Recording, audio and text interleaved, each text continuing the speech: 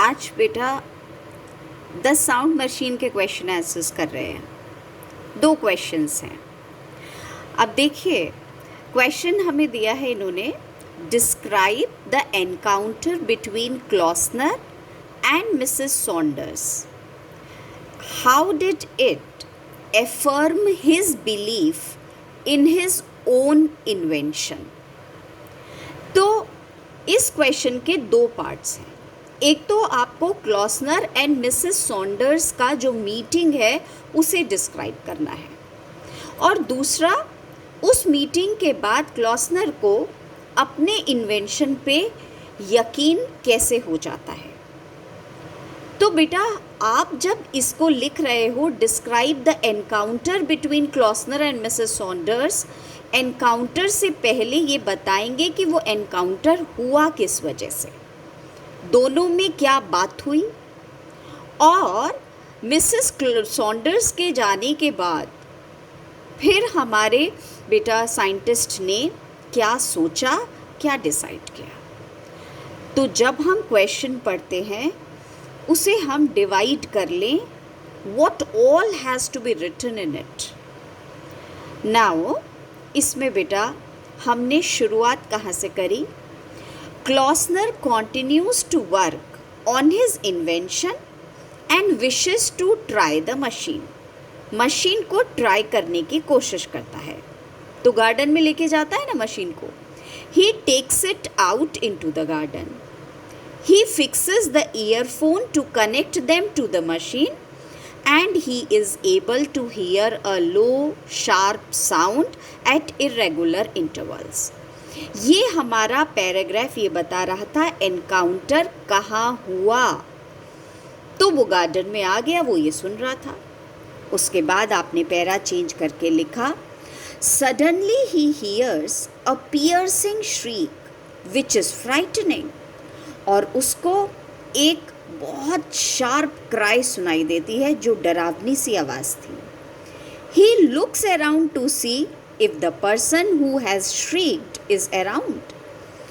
He only sees his neighbor Mrs. Saunders in the next garden. She is cutting roses.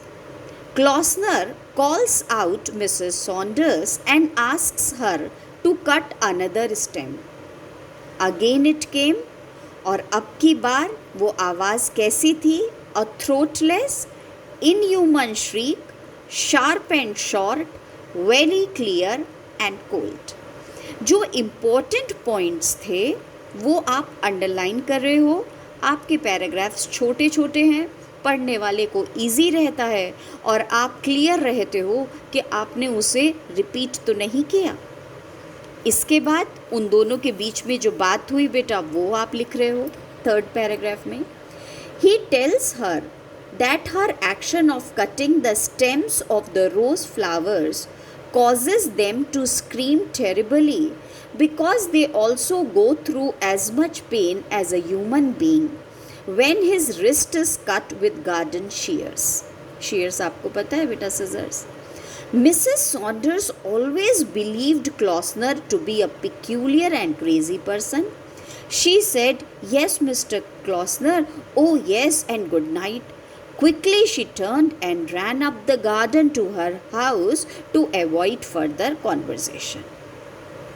हम अपना answer last बेटा point से end करेंगे। Klausner tried his experiment with daisies. उसके जाने के बाद डेजी फ्लावर पे उसने अपना एक्सपेरिमेंट किया। It was just a single emotionless note. यही आवाज़ उसे आ रही थी जिसमें कोई इमोशन नहीं था। Expressing nothing. He was not sure if it was a cry of pain, and he decided to test his invention on a tree the next day. ठीक है? This is the way to write the answer. Now just listen to the second question. अब इन्होंने क्या पूछा है? Then paint the cut with iodine. With reference to this line, what is your understanding of Klosner? इस line को refer करते हुए बताएं क्लॉसनर के बारे में आपको क्या समझ आता है, उसकी कैरेक्टरिस्टिक्स कैसी हैं। एक और क्वेश्चन पूछा है, इसको इग्नोर नहीं करना। Do you sympathize with him? If you sympathize, give your reasons. If you do not sympathize, give your reasons. तो बेटा पहले तो इसकी कैरेक्टरिस्टिक की बात करते हैं. हमने शुरुआत ही ऐसे करी है. देखो, throughout the story Klausner seems to be a lover of nature. उसकी कैरेक्टरिस्टिक पूछी ना बेटा, तो हम बोल रहे हैं जी शुरू से ही हमें तो वो लवर ऑफ नेचर लगा है. He has a garden at the back of his house through which he has to pass to enter his work shed, and he wanted to capture all the sounds beta of by plants and animals which are inaudible to human ear. That is why he invented a sound machine. Klausner takes his sound machine in a park to catch the shrieking sound of a tree. So beta this is a little mistake. In a part जो लिखा हुआ है वो part नहीं है, park है. When Klausner hit the trunk of a tree, वहाँ गया, उसको मारा with an axe and he is deeply hurt. He asks forgiveness from the tree. Tree से भी माफ़ी मांग रहा है बेटा. ये वाली लाइन भी बहुत important है. आयोडीन की बात तो फिर बाद में होगी ना. I am sorry but it will heal. He wants the doctor to stitch up the gash. और बेटा उस कट को वो चाहता भी है कि वो पहले तो खुद ही सॉरी मांगता है, फिर डॉक्टर से बोलता है टाके लगा दो. Doctor Scott tells it is not possible. Then he ask him to apply iodine instead. Only very sensitive people can feel the cry of pain experienced by the plants when they are cut. But the worldly wise people call them crazy. तो आप ध्यान से देखो, ऊपर हमने बेटा lover of nature उसकी characteristic पता चलती है और यहाँ पे सेंसिटिव है ये पता चलता है. अब सिंपैथी की बात पे आ जाओ. तो आपने लिखा है no, there is no need to sympathise with Klausner. A scientist has unfeeling mental strength. His failure never makes him hopeless. I am sure Klausner will move once again in his direction. हाँ, he has a tender heart, बेटा loving heart है, which wants to work to respect all life forms. He is the pursuer of truth. वो सच्चाई का बेटा follow करने वाला बंदा है. And he has the power of truth. उसके पास बेटा सच्चाई की पावर है. He does not need sympathy. हमें कोई ज़रूरत नहीं sympathize करने की. On the other hand, we should respect him. Why to sympathize with him? इसलिए बेटा अपने आंसर में हम 3 चीज़ें कर रहे हैं, उसे क्लियर कर रहे हैं. नंबर 2, हम बेटा उसको पैराग्राफ में डिवाइड कर रहे हैं और अपने मेन पॉइंट्स को अंडरलाइन कर रहे हैं.